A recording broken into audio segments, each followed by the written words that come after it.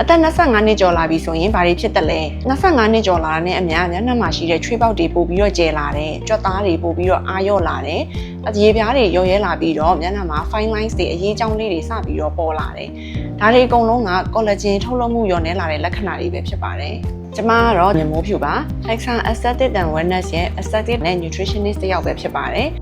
အချန်တင်းတိတ်လိုမျိုး skin problem တွေပဲကုချင်သလား skin texture လေးပိုကောင်းသွားအောင်လို့ skin treatment လေးတွေပဲယူချင်လားဒါမှမဟုတ် facial features လေးတွေပိုမိုပေါ်လင်သွားအောင်လို့ treatment လေးတွေပဲယူချင်လား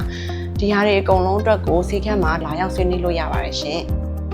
ကျမတို့ဆေးခန်းမှာလူကြိုက်များတဲ့ treatment လေးတစ်ခုကိုပြောရမယ်ဆိုရင်နာကျင်မှုမရှိအချိန်အများကြီးပေးစရာမလိုတဲ့ chemical peeling treatment လေးပေါ့နော်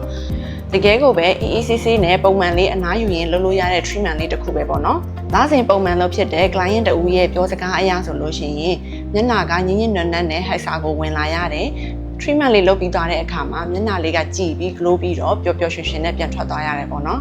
။ treatment တွေလုပ်တိုင်းမှာလည်း client တူချင်းစီရဲ့ safety ကိုဦးစားပေးပြီးတော့ကျမတို့တွေကိုယ်တိုင်ပဲလုပ်ပေးတာပဲဖြစ်ပါတယ်။အသုံးပြုပေးတဲ့ဆေးဝါးတွေစက်ပစ္စည်းတွေဆိုရင်လည်းကိုယ်တိုင်စမ်းသပ်ပြီးတော့ကိုယ်တိုင်လည်းကြိုက်တဲ့ result လည်းတေချာကောင်းမွန်တဲ့စက်ပစ္စည်းတွေဆေးဝါးတွေကိုပဲအသုံးပြုပေးထားတာမို့လို့ယုံကြည်ကြည်နဲ့လာရောက်ဆွေးနွေးကုသလို့ရပါတယ်ရှင်။